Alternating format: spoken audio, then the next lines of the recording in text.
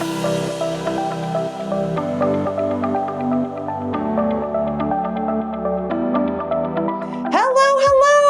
am Jessica Butts. Welcome to the Front Seat Life podcast, where I help you learn to be unapologetically who you are and live your life from the front seat through personal development, self-awareness, and real and raw conversations about life, love, and business. I'm a former psychotherapist and couples counselor turned author, speaker, coach, and lovingly, well, I hope so anyway, been nicknamed Jessica Kick Butts because I believe sometimes we need hand holding and sometimes we just need to be told the freaking truth, even if it hurts a little. So each week I'll be sharing truth bombs, life lessons, powerful interviews, and intuitive insights to empower you to get up, show up, and live your life in a new, powerful, authentic way. So if you're ready to climb into your front seat and embark on a journey of total transformation, you have come to the right place.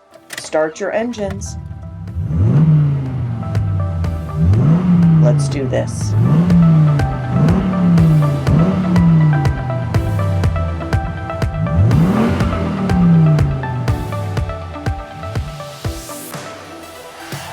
Hello, Front Seat Lifers. Welcome, welcome, welcome. It is your host, Jessica Butts, and I have a very, very special guest. And as you guys know, I actually don't have a lot of guests because I need them to be like mega awesome. And so Jessa falls in that category. Jessa and I went to graduate school together. You were a year ahead of me? I was 1 year ahead. Yep. Okay.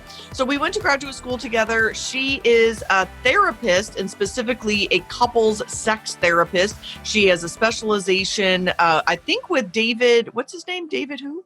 David Snarsh. I've done a lot of training, but I've branched out since then too. So anyway, she's awesome. And we're in middle of this global pandemic and we are in quarantine. And I am a former couples therapist and I am all about back seats and how people are responding right now and personality type expert. And I thought, how fun would it be to have a conversation with Jessa right now about what she's seeing in her world of therapy? So Jessa Zimmerman, welcome to the podcast. Thank you. I'm delighted to be here. Okay, good. I'm so glad. Okay, girl. So we're going to title this Sex and Relationships During Quarantine. Okay. So I think there's a couple, obviously there's two things going on. So there is a quarantine and we're also in massive fear, global pandemic, people losing their jobs, people losing income, and we're stuck together. Right. So for relationship therapists, right, for what I used to do and what you currently do, this is kind of the perfect storm of a lot of shit coming up for people in their relationships. So kick us off, darling. What are you seeing out there? Well, I mean, it's interesting because I also heard there's there may be a baby boom 9 months from now, but there may also be a divorce boom. I think right? both. Like this is, this is really, really tough. And I guess I'm seeing a few different things. Like on the one hand, you've got people that basically have a solid relationship and it might be a little tense and fearful and stressed, but they basically have an opportunity here. They're enjoying each other. They're finding, there may be challenges, but they're not tearing each other apart or anything. Oh, good. Right? I'm happy to hear that. Then you get couples sort of middle of the road that have more challenges in the relationship going into this. Mm-hmm. And so this is difficult. Right? They're fighting more, they're tense, they don't know how to navigate personal space versus together time, managing the kids, whatever it is. And then there's a smaller subset of people that were maybe on the verge of breaking up, broken up, but they're forced to live together. I mean, I'm not really seeing those in my practice, but I have a friend in this situation, this idea that we're kind of stuck with somebody that, that we're kind of done with, that'd be really hard. Right. So but they're not working on the relationship. So I don't see them as clients. Yeah. Let's focus on the other two categories. The people that are actually doing pretty well right now and some that have normal problems, I think, in their relationship. Right. And now they're stuck at home. So from my perspective, what I'm seeing, I don't even do therapy anymore, but I certainly see this in my friends with my coaching clients, that there are quite a few couples out there right now that two main things are happening. The biggest is the introversion extroversion situation. Right. So, the extroverts like myself, and you included, actually, you're an ENTJ, and everyone knows I'm an ENFJ. And I am feeling a massive lack of freedom for sure. They need to get out. So my partner is an introvert and he just is not experiencing that same need. And so like I'm just itching out of my skin. I just want to sit in a restaurant. I want to go to a bar. I want to talk to strangers. I want to go to Mexico. I want to walk on the beach. Like that lack of freedom is really intense for extroverts and intuitive. So you and I are both of those things. So we're probably feeling that. Right. And then there's this subset of population of the 50-50 of introverts that are kind of, they're like, okay, great. That huge stack of books next to my bed that I've been wanting to read forever. And this is joyful. So I'm seeing that dichotomy play out quite a bit. And then of course, the other thing that's inevitable is the baby in the backseat. And I'd love some context from you on this. And you're a former client, so you certainly know what that means. And our reptilian brains are really coming out in terms of this is, extroverts freaking out and then wanting to retreat.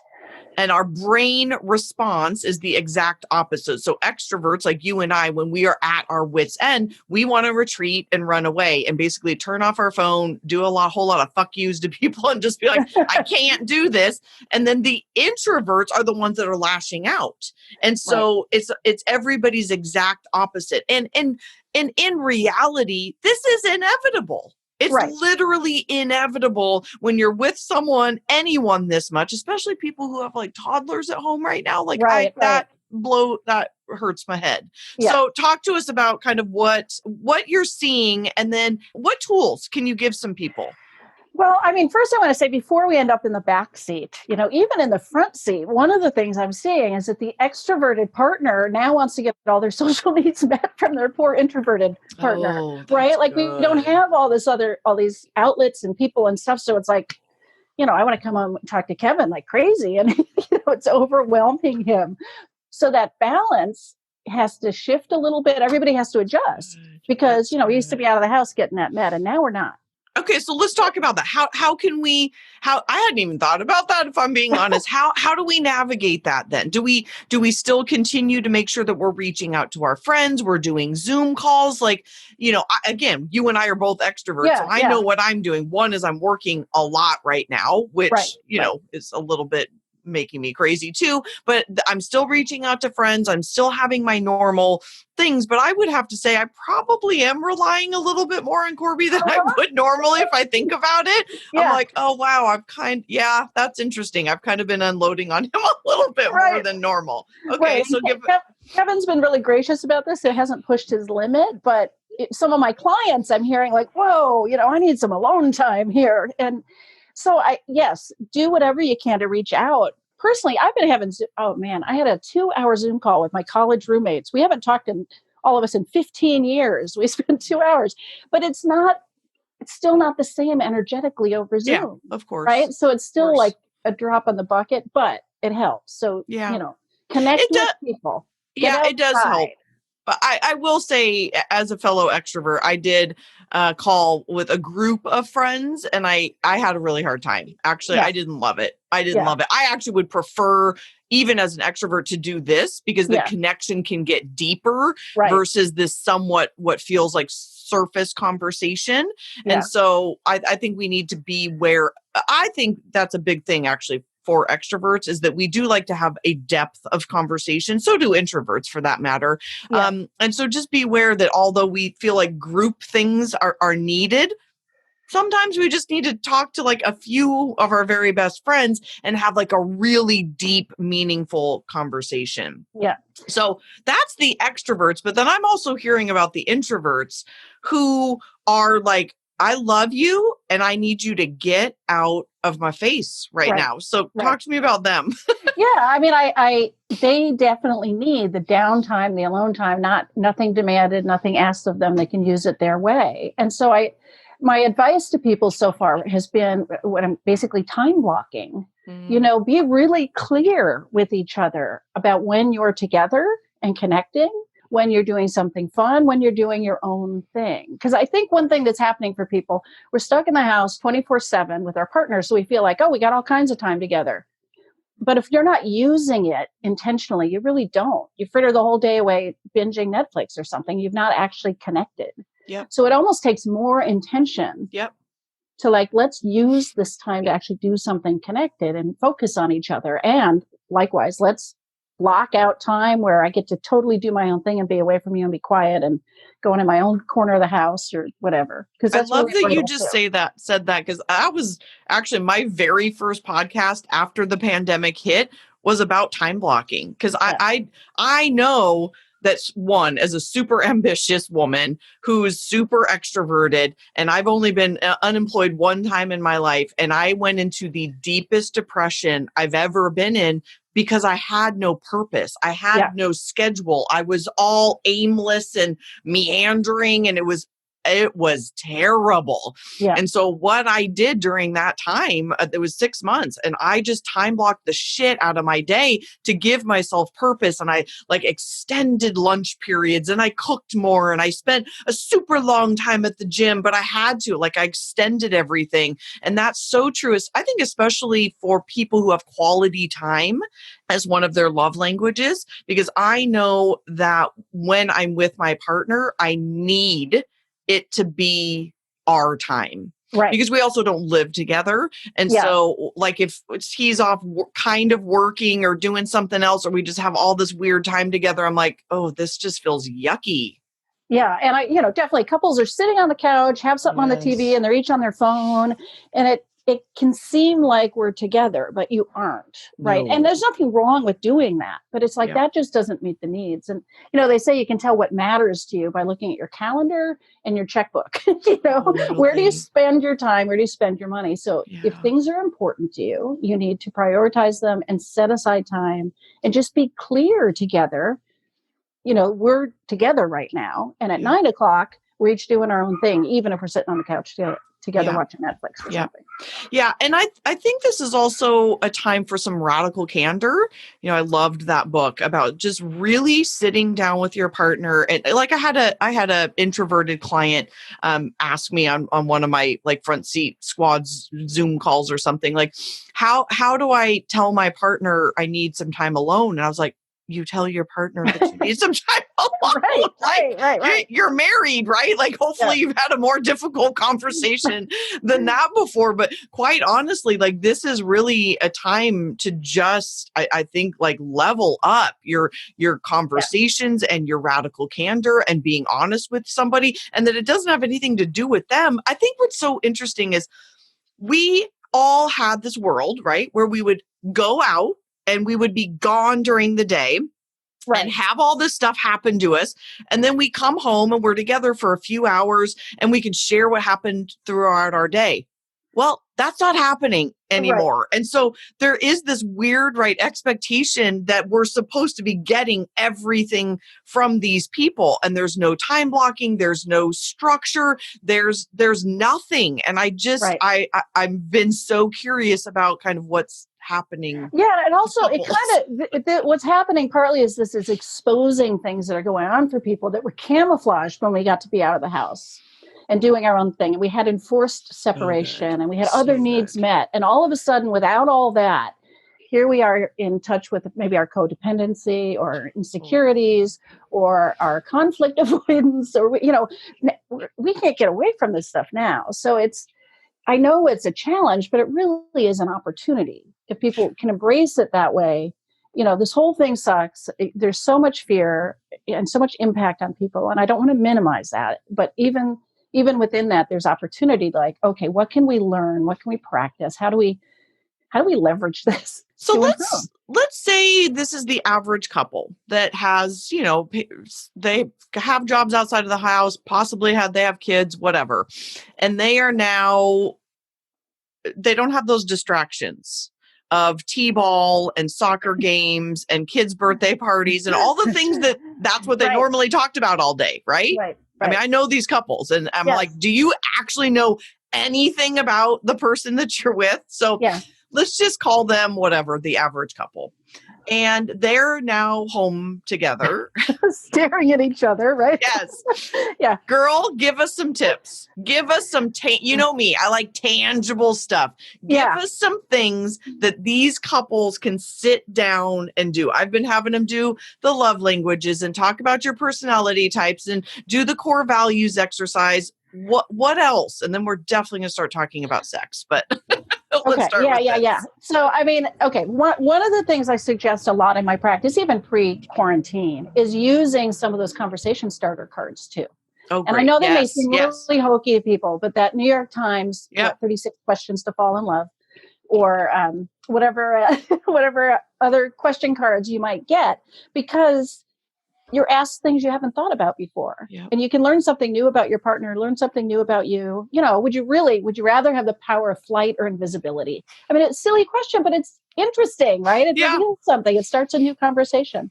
It's nothing to be ashamed of that we kind of run out of things to talk about sometimes, right? Especially if it's been consumed with soccer practice and t-ball. So Sure. So that's and we have less to talk. I mean, quite honestly, we have a little bit less to talk about right now too, because we're not going out into the world. I mean, one of our professors, I still use this, Tim Weber, Dr. Tim Weber. He's this amazing man. And I loved what he always used to say about his wife. He'd been married for like 36 years or something.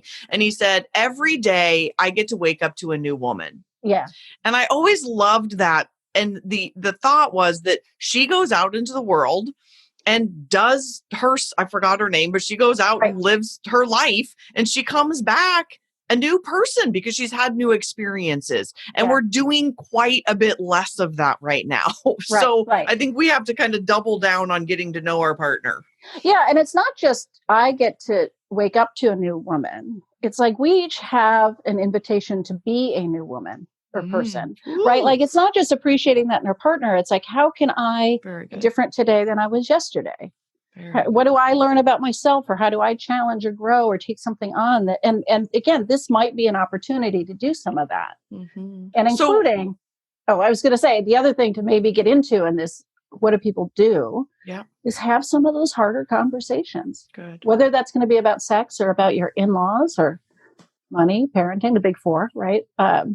Or anything else. What are the conversations that maybe you've been avoiding, or what does this fear and anxiety and period bring up? You know, can you venture into those in a way that maybe you haven't been doing? Beautiful. I'm going to guess that you would recommend that people time block those conversations so that they're not the ambush kinds of conversations. Okay, so great. Give us a little, you and I went to the same grad school, so we have a lot of the same methodology, which is fun, but ambushing is not a great idea. If anybody's listening right now, that's not recommended to be like, oh, by the way, let's talk about blah, blah, blah, blah, blah. So talk to us a little bit about how you tell your clients to kind of time block that and come and to lean into those conversations. Well, I mean, I thought about this, especially in terms of sex, because I wrote up a whole guide about how in the world you talk to your partner about your sexual concerns. Yes, please. Okay, so the first is to spend a fair amount of time reflecting before you even ever approach your partner. And I think this could apply to sex or anything else. How do you see the situation? What are your thoughts and feelings about it? What's your story? What do you want? Then, what's your contribution?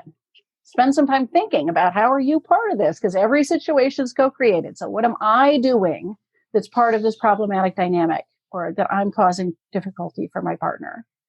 Then think about, it's like I call it pre-empathize. Get inside your partner's head. And you may not even be right, but what do you think their experience is? What are they afraid of? What do you think they're thinking and feeling about this whole thing, right? Before you ever go to them.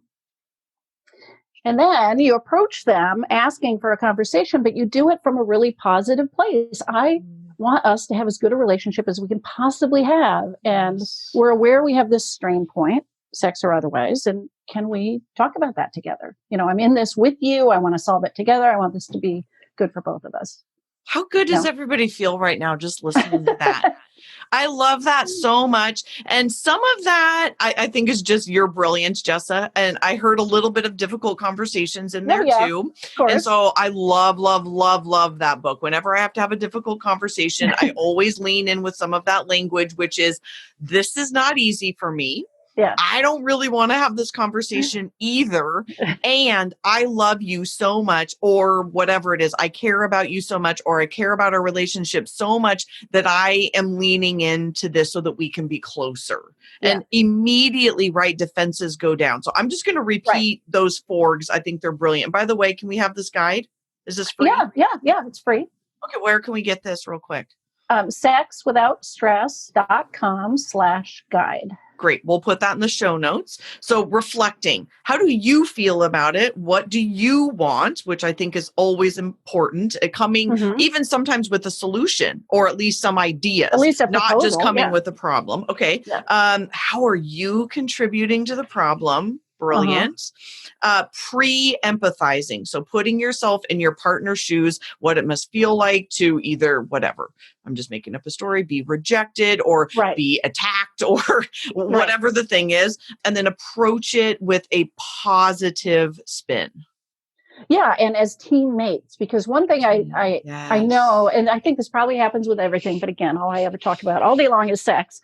How fun. People get polarized as if they're on opposite sides of an issue, and they're adversarial, and it starts to feel like a, win-lose kind of zero-sum game.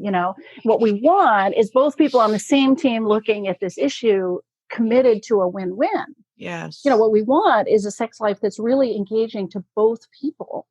Not like, one person's got to give more so the other one's happy. It's not. Okay, so let's have that conversation, because that's got to be everybody's question, right? I was not a sex therapist, although I loved sitting around and talking about sex, but then I would send them to you when it got really juicy. But let's have that conversation. How does and I know David Schnarr, because I read part of his book, man, that thing was juicy, is that the higher desire partner is usually the one, I'm using air quotes, that's losing. And the one who typically, is that not true?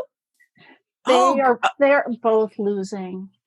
Okay, tell us, educate us. I can't wait to hear this. Educate us. It is no fun on either side of this equation if you are struggling. So what we're talking about is desire discrepancy, right? Yes. One person wants more sex than the other person. Yes. That is not a problem. That is normal over time. Because, think about it. Why would any two people want exactly the same amount of sex, right? Yeah.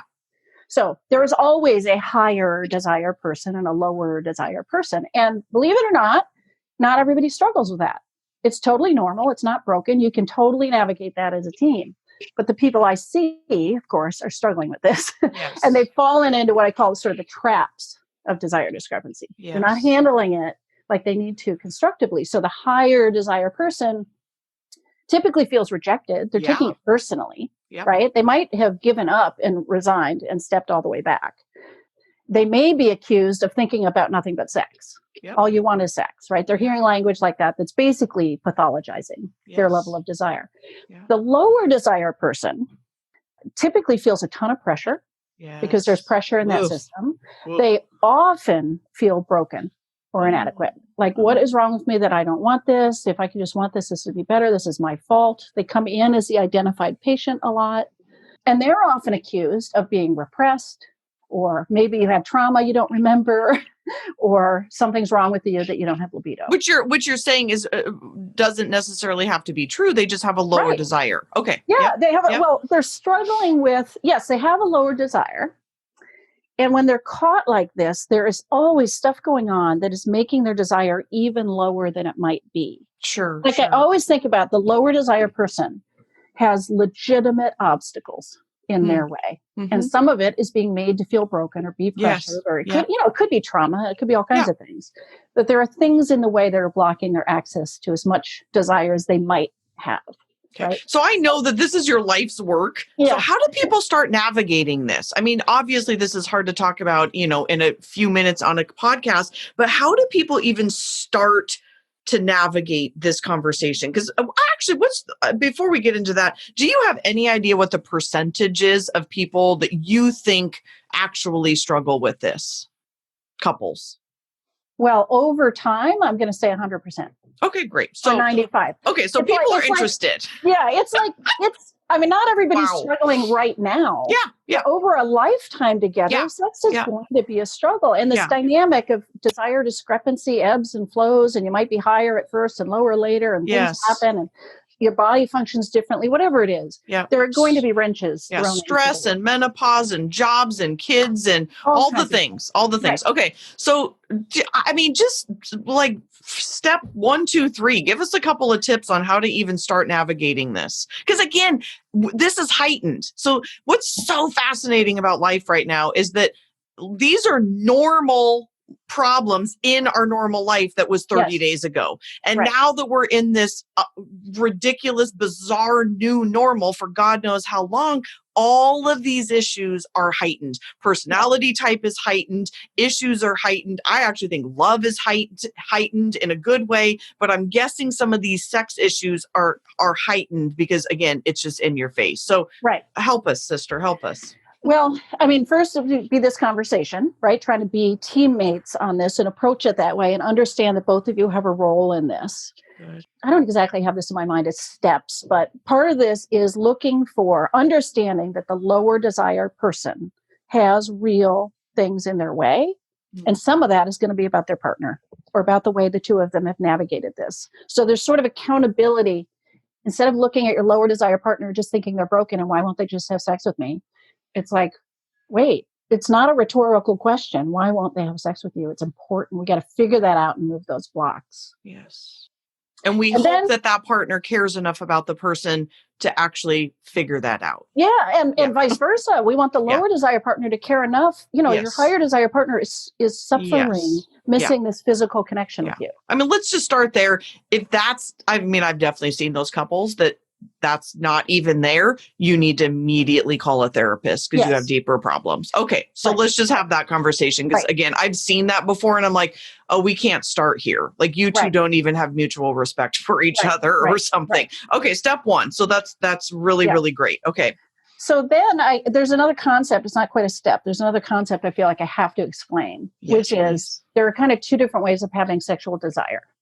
So one I call proactive, which is sex is on my mind. I fantasize. I get horny. I would like to make this happen. That's what we think of as libido, right? And sex drive. So frequently, a higher desire partner will have more experience of that. The lower desire person may not have that kind of desire at all, or rarely. What they probably have, I call reactive desire. That's like, sex is not on my mind. It's the last thing I think about. I'd be fine. Some people have told me I could go the whole rest of my life without sex and be just fine. But if things are good, if there's mutual respect, and you start kissing or touching and your body gets a chance to respond, you start to get turned on. It's like, oh, now I'd like sex. Yeah, this is good.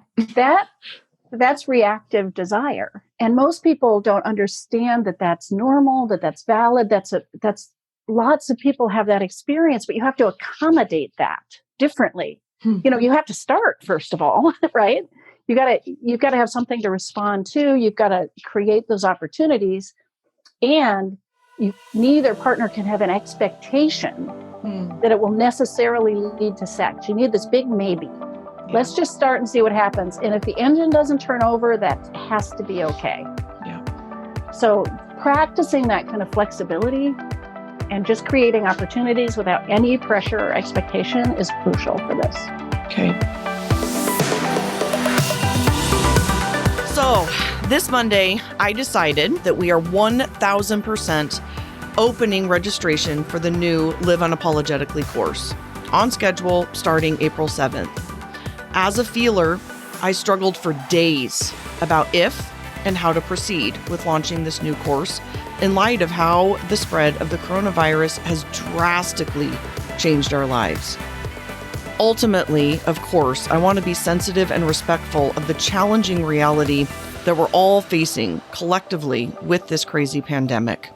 Entrepreneurs like myself are walking a very tight rope of continuing to do what we love and keep the economy going in our small way. I can succumb to fears and worry, cut back my online presence, and become overly concerned with people's opinions of my actions, basically staying stuck in my back seat. But no, I refuse. That is not authentic to me and my spirit. Front seat Jessica plays aloud and proud and gives in big ways. I have a visceral need to serve and support you. You may have seen me doubling down my presence in the front seat squad, which, I'm sorry, by the way, if you've not joined yet, get your booty in there. I'm live in there almost every single day right now.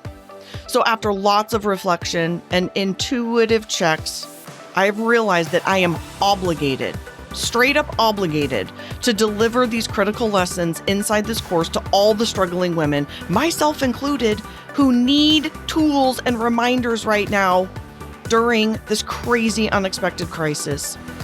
I cannot hold this content hostage. It is my duty to open this course. I would be doing you a huge disservice if I canceled or postponed this course, because it contains not only highly useful and relevant tools for the challenges we are facing, but also a huge community element with intimate live coaching. My hope is that you can let this course carry you through this crisis and inevitable future crises with tangible tools and a tribe of women who get you. Don't get me wrong. I'm not trying to pretend that big, potential scary things aren't impacting all of us. It is. But I am still choosing to take intentional and purposeful steps forward with my front seat and in alignment with my core values of connection and to be of service. So my team and I have made adjustments to the course offer that I know you're going to love and will allow more of you to join. So stay tuned in 2 weeks. 2 weeks. It's crazy. It's coming up for all of those details on the bonuses, which we seem to be adding every week. There are now 6 bonuses, prices and new specials, add-ons and freebies. You're going to want to grab a friend. So tell them now, grab a friend. And for now, in the next 3 weeks, I'm introducing a ton of the course content for free inside the Front Seat Squad through my daily lives, connections, and I'm even going to be doing some Zoom stuff here. So, my friends, now is not the time to back down. You and I can do hard things. Friends, take my hand and let's summon our strength together to deepen our understanding of ourselves and others, which I cannot imagine a more important time than now to do that. I got you.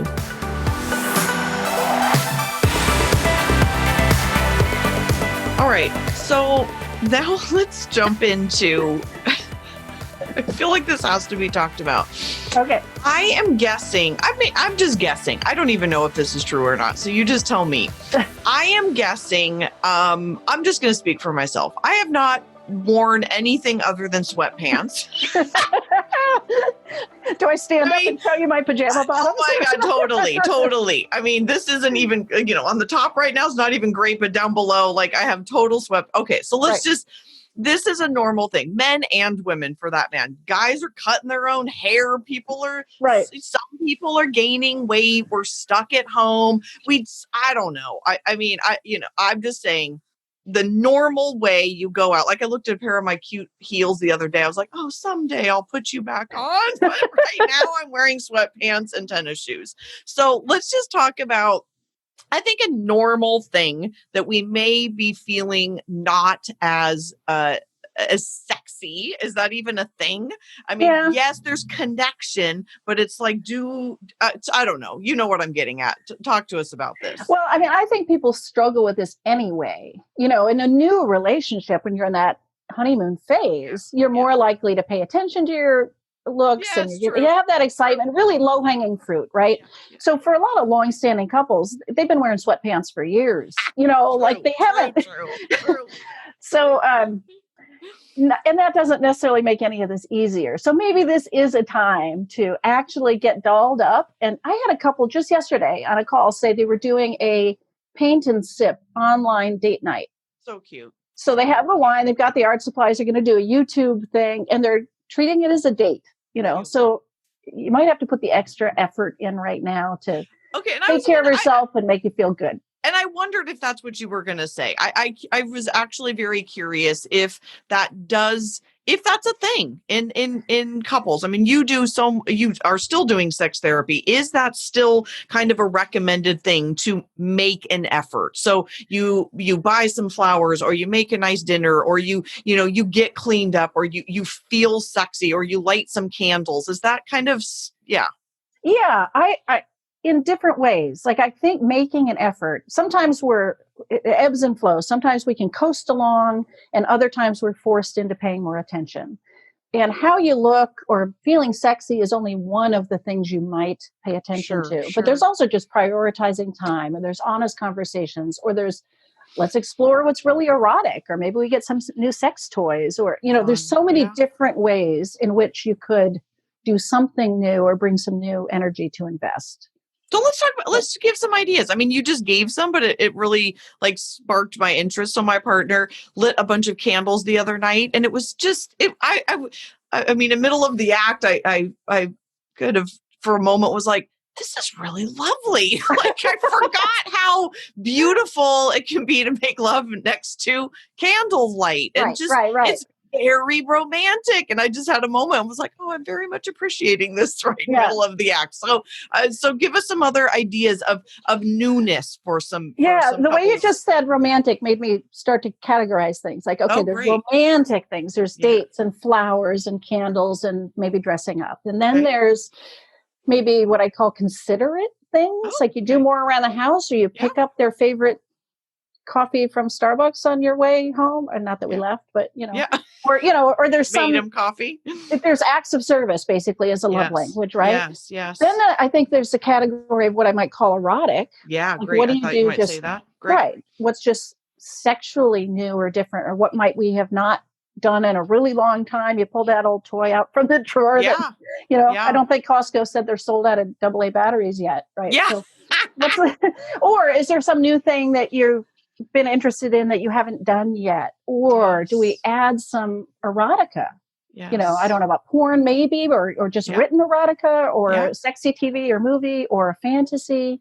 Is there some newness that we can bring in that? Yes. So let's go back to the time blocking thing. So I don't really know how couples deal with this. I've heard some people love time blocking sex.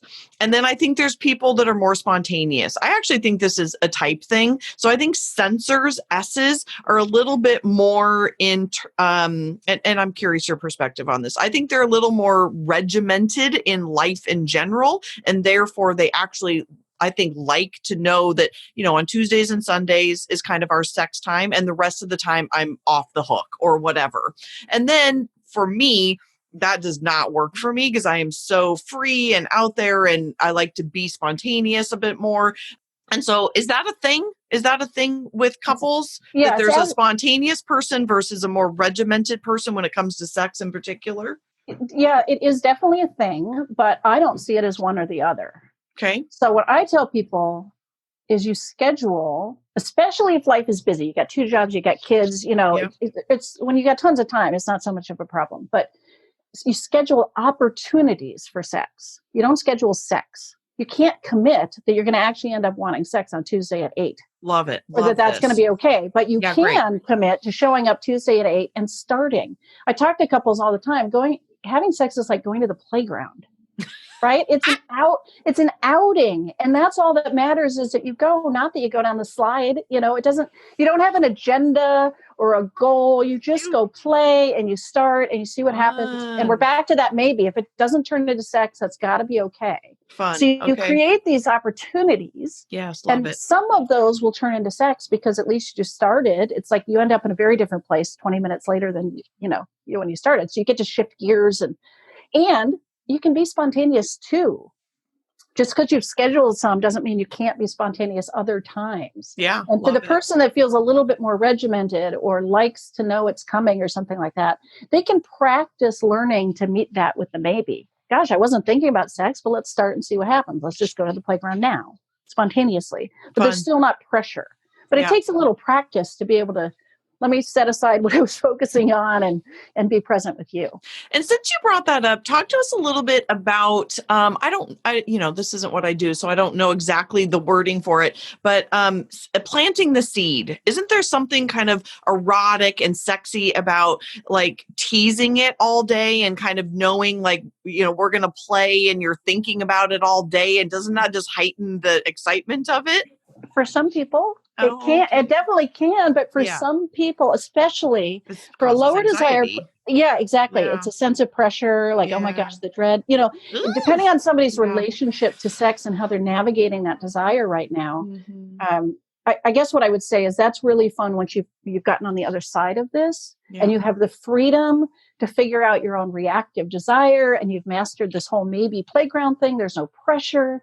No risk, nothing at stake. Once it's easy like that, like I'm always trying to get people to be easily intimate couples. Once you get there, I think, throwing a little kindling on the fire here and there is really fun.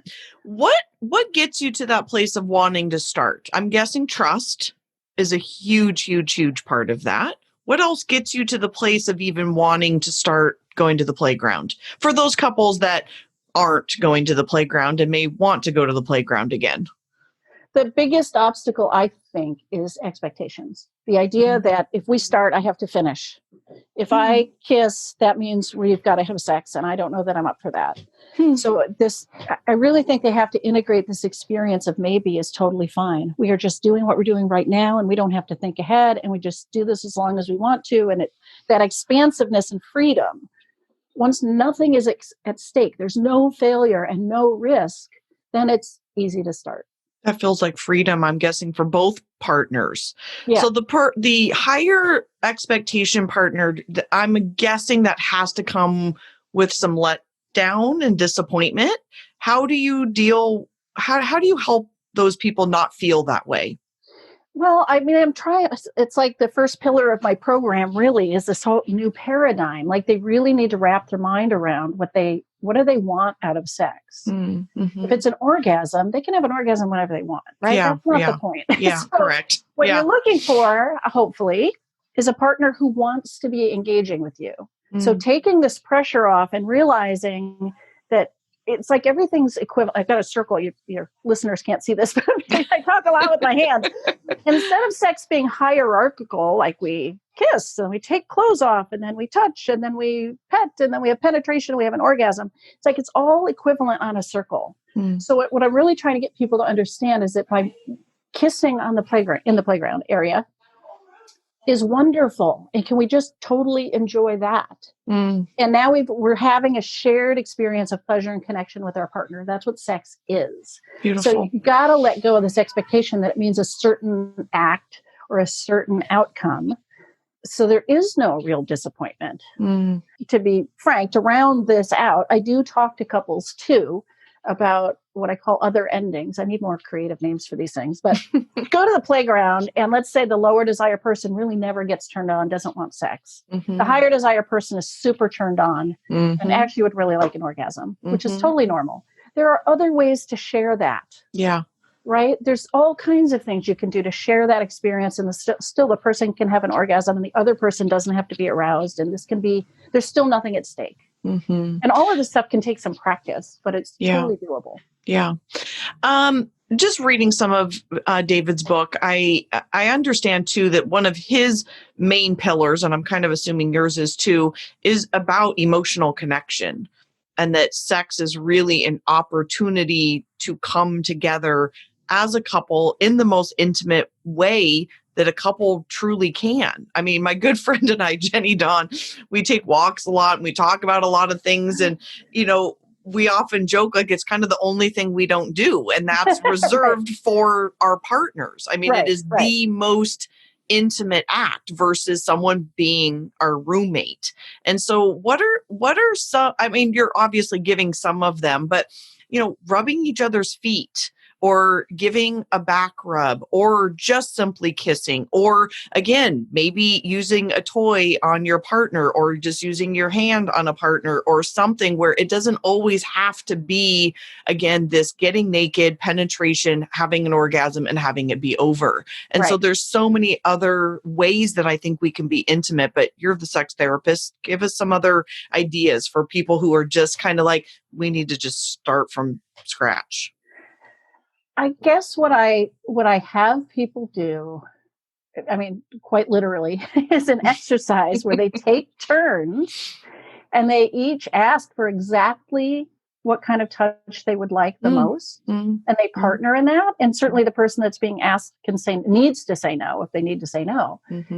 But they're each exploring what would I enjoy most. And then the giver is just trying to be there with them, sharing that experience. And that's a wonderful way to practice this. There are no rules about what anybody wants. And if one person wants, I want my partner's mouth on my genitals and they want me to brush their hair, yahoo, they're each getting exactly what would feel best. Like that's part of the practice, and realizing it's all equivalent. It doesn't matter. It's about pleasure and it's about connection. Very good. Very good. Okay, my dear. I mean, I feel like we could talk about this all day. You and I love to talk about this. When I actually did this work, there were days I'd come home and I'd be like, oh my God, I got to talk about sex all day. It was so fun. So in closing, I guess, what else do you want my listeners to know? They're a very engaged, wonderful audience. They love hearing about these kinds of things, about relationships and connection and personality type and all the things. So what do you want us to know in the end? Okay, I guess if I had to pick something that I think they should know, it's for the part of your audience that is burdened in the bedroom, that this is not coming naturally, and they are afraid generally that they are broken, or their partner is broken, or the relationship is broken, that you are not. You are just burdened. There are things in your way that you could move out of the way, as long as your relationship is good, right? As long as it's rooted in respect and goodwill, you can create a thriving sex life that you can actually both be totally on board with. And is it not a good time to be working on that right now? I mean, we truly are. Okay. I think it's a great time, unless your relationship is so troubled that this needs to be a truce time. But those are the ones we've decided we're not really talking about, right? Yeah. This is really an invitation to have some of those conversations and take it, time block it, do it in yes. It's going to be more than one conversation. There's no rush, but get on the same team and decide to solve this together. So it's absolutely a win-win. Yeah. Oh, I love this so much. Jessa, how can everyone find out more about you? You've got a podcast, you've got a book, you're all out there doing this stuff. Tell us how we can find you. I am. I would say go to sexwithoutstress.com. That's the name of the book. So good. Which also is now an online course. So actually talk about opportunity while people are stuck at home. If this very good kind of describes you, it might be the perfect opportunity to work through that. Oh, fantastic. And then the podcast is called Better Sex, and it's a weekly show with all kinds of different people on it about different topics. Fantastic. Jessa, thank you so much.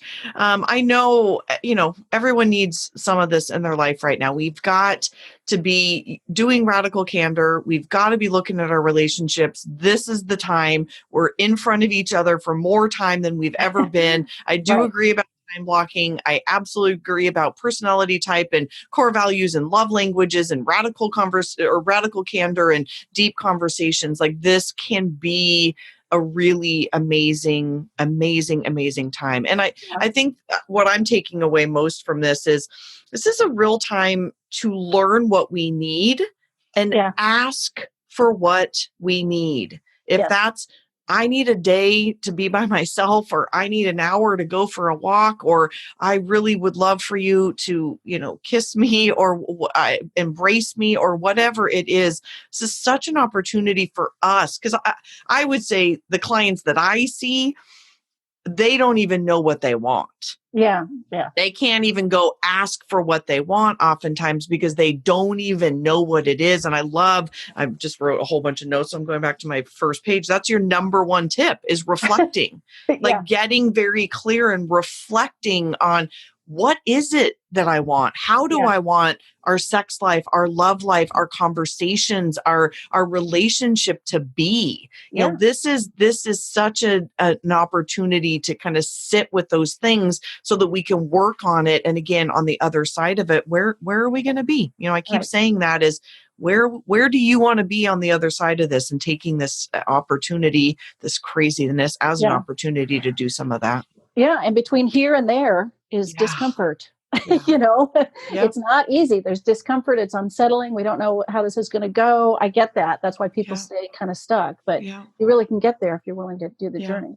Jessa, thank you. You're welcome. Thank you. You know, I know it's hard for us too. Like, we're in the midst of all this craziness too. And to be able to show up and be as fantastic on a podcast right now really means a lot to me. So thank you. Thank you.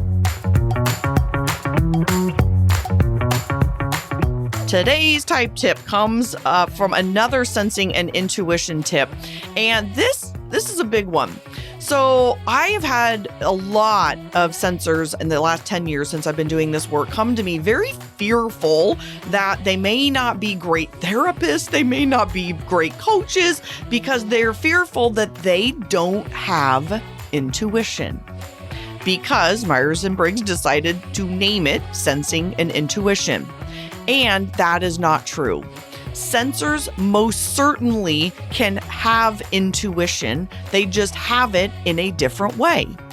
Intuitives have a lot of intuition, but theirs is via their gut versus hunches, feelings, speculations. They read people's energy. So that is how they trust their intuition, and sensors trust their intuition by reading people's actual cues. They roll their eyes, they cross their arms, they're dressed a certain way, they may have a tone in their voice, where again, intuitives read people's energy and they have a gut feeling. It's a very sixth sense kind of intuition versus a five senses intuition. So someone walks into a room and they have a somatic response. So they may, again, roll their eyes or cross their arms, or again, the way that they dress, the way that they speak, a tone in their voice, something like that, where an intuitive is just like, they have bad energy, I'm not into them. So again, today's type tip is sensors can most certainly have intuition. They just do it via their five senses.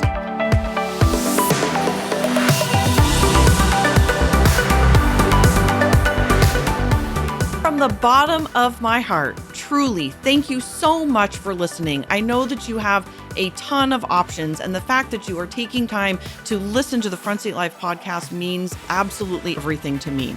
If you're interested in learning more about the Front Seat Life way of life in the community, there's a couple ways that you can do that. First is always starting with your personality assessment tool. It's available on my website at jessicabutts.com. It's totally free, and it will help you figure out your personality type so you'll have some idea of what we're talking about. Next is, if you're interested in hiring me for a keynote or some coaching or strategy days or the fabulous and amazing Front Seat Life community, you can find out all about all of that at jessicabutts.com. Thank you so much for listening, and I'll see you next time.